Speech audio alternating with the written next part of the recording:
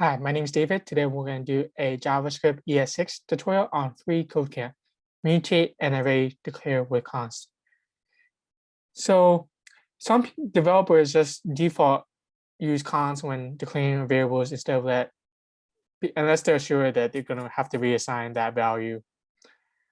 And it's important to note that even though we can declare a variable with const and we can't assign it to something else, they're still mutable if they're objects and arrays.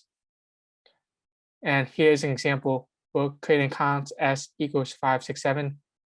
Now, if we do this, there will be an error. But if we do this, we'll change the 0, 1, 2. This to 45, we'll get 5, 6, 45.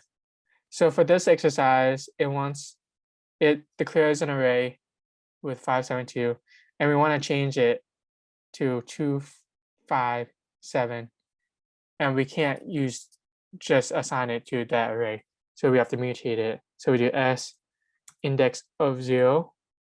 We want that equal to 2.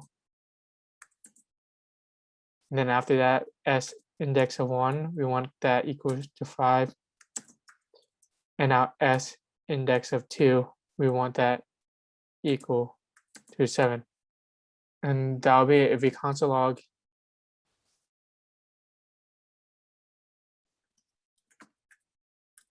s, we see we get the 2, 5, and 7 as they wanted.